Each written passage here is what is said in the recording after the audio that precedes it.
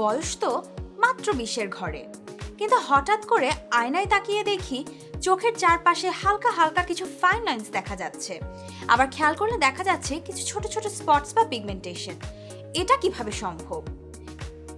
একটু skin care রুটিনটা খেয়াল করলেই দেখা যাবে সব থেকে এসেনশিয়াল স্টেপটি কখনোই স্কিন কেয়ার রুটিনে ছিল না, অথবা এখনও নেই: সানস্ক্রিন।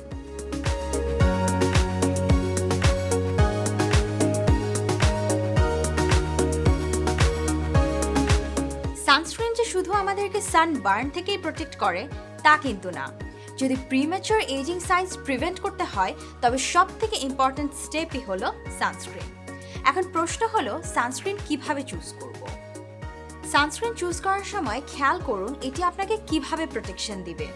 যেমন স্কিন ক্যাফের এই সানস্ক্রিনে বলা আছে এটি আপনাকে UVA এবং UVB দুটো থেকে প্রোটেকশন দেবে। এর মানে কি? সূর্যের আলোতে বিভিন্ন রকম রেজ থাকে, আর এর মধ্যে যেটি আমাদের ত্বকের জন্য সব থেকে বেশি ক্ষতিকর তা হলো UV রেজ। আর তার মধ্যে UVA এবং UVB রেজ ভূপৃষ্ঠের সারফেস পর্যন্ত পৌঁছাতে পারে। সানস্ক্রিন যে বেসিক কারণটা থেকে প্রোটেকশনের জন্য আমরা ব্যবহার করি, অর্থাৎ সানবার্ন, তা মূলত হয় UVB রেজের কারণে। আর যে প্রিম্যাচুর এজিং এর সমস্যাগুলো দেখা দেয় তা মূলত হয় সূর্যের UVA রেজের কারণে। অনেক ব্রড স্পেকট্রাম সানস্ক্রিন যেমন স্কিন ক্যাফে এর সানস্ক্রিনটি একই সাথে UVA এবং UVB দুটো থেকেই প্রোটেকশন দেয়। স্কিন ক্যাফের এই সানস্ক্রিনে আছে SPF 50। SPF এর উপর ডিপেন্ড করে আপনার স্কিন UVB রেজ থেকে অর্থাৎ সানবার্ন থেকে কতটুকু প্রোটেকশন পাবে। সেক্ষেত্রে SPF 50 আপনাকে 98% পর্যন্ত প্রোটেকশন দেয়। স্কিন ক্যাফের এই সানস্ক্রিনে আছে PA++। আপনি UVA থেকে কতটুকু প্রোটেকশন পাবেন তা ডিপেন্ড করে এই PA অর্থাৎ প্রোটেকশন গ্রেড অফ UVA রেজের উপর। এখানে PA++ মানে হচ্ছে high protection from UVA rays. অনেকেই কিছু কারণে সানস্ক্রিন ব্যবহার করতে চায় না। যেমন সানস্ক্রিন ব্যবহার করলে অনেকেরই অ্যাকনে অথবা ব্রেকআউট দেখা দেয়, কিন্তু এর আসল কারণ কি জানেন? ডাবল ক্লেনজিং না করা। আমরা অনেকেই সানস্ক্রিন ব্যবহার করার পর দিন শেষে ডাবল ক্লেনজিং করি না, কিন্তু এর ফলে যা হয় সানস্ক্রিন আমাদের পোর ক্লগ করে ফেলে, যা থেকে অ্যাকনে অর ব্রেকআউট দেখা দেয়। তাই দিন শেষে অবশ্যই সানস্ক্রিন ডাবল ক্লেনজিং করে ক্লিন করতে হবে। এছাড়া যাদের অ্যাকনে প্রোন স্কিন তারা সানস্ক্রিন চুজ করার আগে খেয়াল করুন এটি নন কমেডোজেনিক কিনা। যেমন স্কিন ক্যাফের এই সানস্ক্রিনটি নন কমেডোজেনিক, ফলে অ্যাকনে প্রোন স্কিন যাদের তাদের জন্য সুটেবল, প্লাস এর texture light and non greasy. আমরা অনেক সময় সানস্ক্রিন নিয়ে কিছু কমন প্রশ্ন পেয়ে থাকি। সানস্ক্রিন ব্যবহার করার পর কেন জানি বার্নিং সেন্সেশন কাজ করে এবং ঘামে কেন? কিছু সানস্ক্রিনে কেমিক্যাল এবং ফিজিক্যাল দু ধরনের ইনগ্রেডিয়েন্টই থাকে।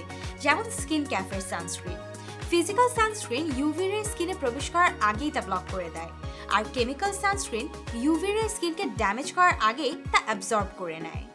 অর্থাৎ কেমিক্যাল সানস্ক্রিন ইউভি রে প্রথমে অ্যাবজর্ব করে নেয়, তারপর তা হিটে রূপান্তর করে রিলিজ করে। তাই অনেক সময় এই কারণে আমাদের স্কিনে কিছুটা বার্নিং সেন্সেশন কাজ করে এবং তা থেকে অনেক সময় কিছুটা বেশি সোয়েটিং হয়। যাদের অয়েলি স্কিন তারা এই প্রবলেমটা একটু বেশি ফেস করে থাকে। সানস্ক্রিনের কনসিস্টেন্সি কিছুটা ঠিক হওয়ার কারণে আমাদের স্কিনের উপর একটি লেয়ার পড়ে যায়, ফলে অতিরিক্ত সোয়েটিং হলে তা সহজে এভাপোরেট হতে পারে না।